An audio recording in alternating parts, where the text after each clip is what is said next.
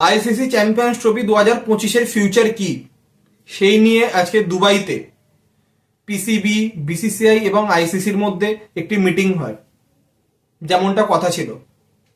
তো জুমেতে কার্যত মিটিংটি অর্গানাইজ করা হয়। তার কারণ হচ্ছে বিভিন্ন আইসিসি মেম্বার বিভিন্ন দেশে রয়েছে, তো সেই কারণে মিটিংটা জুমেতে সেট আপ করা হয়েছিল। ভারতীয় সময় দুপুর 3:30টার সময়তে মিটিং ছিল।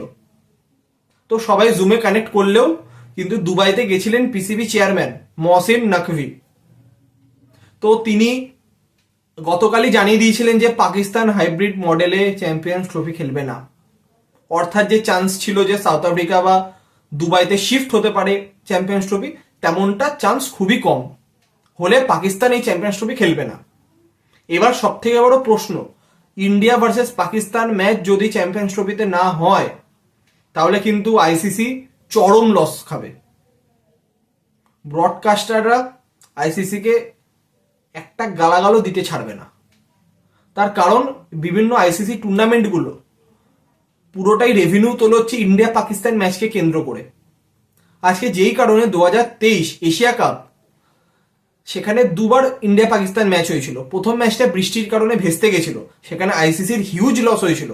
তার জন্য সেকেন্ড টাইম যখন গ্রুপ স্টেজের ম্যাচে পর্যন্ত রিজার্ভ ডে নিয়ে খেলা করানো হয়েছিল, যাতে ICC, ACC, ACC means Asian cricket council, তাদের যাতে প্রফিট হয়।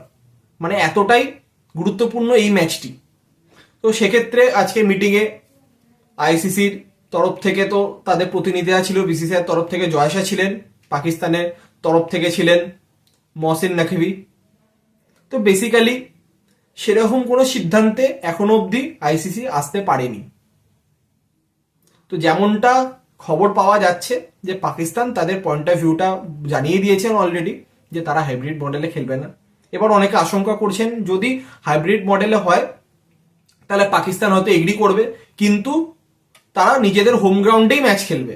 সেক্ষেত্রে যদি ইন্ডিয়ার ম্যাচ থাকে তারা নাকি ফরফিট করতে পারে। এর কোনো সত্যতা এখন অব্দি কেউ জানে না, কানাঘুষো খবর।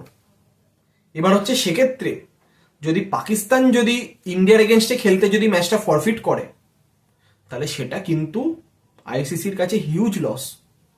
তো আইসিসিকে পুরো ব্যাপারটা এমনভাবেই হ্যান্ডেল করতে হবে যাতে ইন্ডিয়া পাকিস্তান ম্যাচ যেভাবে হোক, যে ভেন্যুতে হোক, যাতে করানো যায়। যদি ইন্ডিয়া পাকিস্তান ম্যাচ না হয় তাহলে আইসিসি হিউজ লসে পড়বে। তো বিসিসিআই তরফ থেকে কিন্তু কোনো রিটেন স্টেটমেন্ট কিন্তু দেওয়া হয়নি যে ইন্ডিয়া পাকিস্তান যাবে না বা কিছু। তারা আইসিসিকে জানিয়েছে। এক্ষেত্রে কিন্তু ইন্ডিয়ান গভর্নমেন্ট থেকে কোনো আপডেট দেয়া হয়নি। এবার পিসিবি তো অবশ্যই দাবি করছে যে ইন্ডিয়ার তরফ থেকে যে যে পয়েন্টগুলো বলা হয়েছে, যে কারণে তারা পাকিস্তান আসতে চায় না, সেগুলো নাকি সঠিক নয়, সেগুলো তুচ্ছ ব্যাপার, সেটাকে অত বড় করে দেখার কিছু নেই। এবারে ইন্ডিয়াও কিন্তু এখনো অবধি তাদের সিদ্ধান্তেই অনড় যে তারা পাকিস্তান যাবে না, তাদের প্লেয়ারদেরকে পাকিস্তানে খেলতে পাঠাবে না। তো পাকিস্তান অলরেডি অফার দিয়েছিল যে তারা যদি চায় ইন্ডিয়া, তাহলে তারা চণ্ডীগড় বা দিল্লি থেকে ট্রাভেল করে ম্যাচ খেলে আবার চলে আসতে পারে। তো সেখানেও কিন্তু ইন্ডিয়া আপত্তি জানিয়েছে। তো এবার আইসিসি আজকে কোনো সিদ্ধান্তে আসতে পারেনি, তারা আবার কালকে আবার মিটিংয়ে বসবে।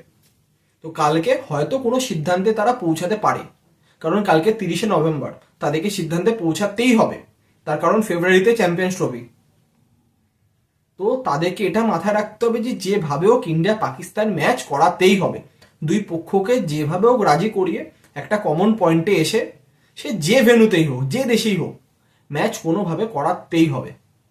তো এবার আইসিসি চ্যাম্পিয়ন্স ট্রফি নিয়ে যে ফাইনাল কি আপডেট হলো হয়তো আমরা কালকে জানতে পারবো। তো আজকে এইটুকুনি আলোচনা হয়েছে, এর বেশি সেরকম কোনো আলোচনা হয়নি। তো এবার আইসিসি চ্যাম্পিয়ন্স ট্রফি 2025-এর ভাগ্য কি হতে চলেছে তা হয়তো আমরা কালকে জানতে পারি। তো কালকে আবার এই মিটিংয়েতে কি আলোচনা হয় বা কি আপডেট সামনে আসে, যেমনটাই আপডেট আমরা পাবো অতি অবশ্যই আপনাদের সাথে শেয়ার করব। তো চ্যাম্পিয়ন্স ট্রফি নিয়ে এই যে একটা টালবাহানা, এখানে আপনাদের কি মনে হয় ইন্ডিয়ার কি উচিত পাকিস্তানে খেলতে যাওয়া, না নিজের সিদ্ধান্তেই অনড় থাকা উচিত, তাতে যা হবে হোক?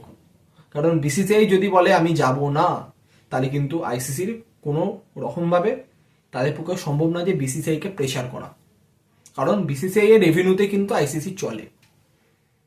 আইসিসি যা রেভিনিউ জেনারেট করে তার বেশিরভাগটা ইন্ডিয়ার তরফ থেকে আসে, বিসিসিআই এর তরফ থেকে।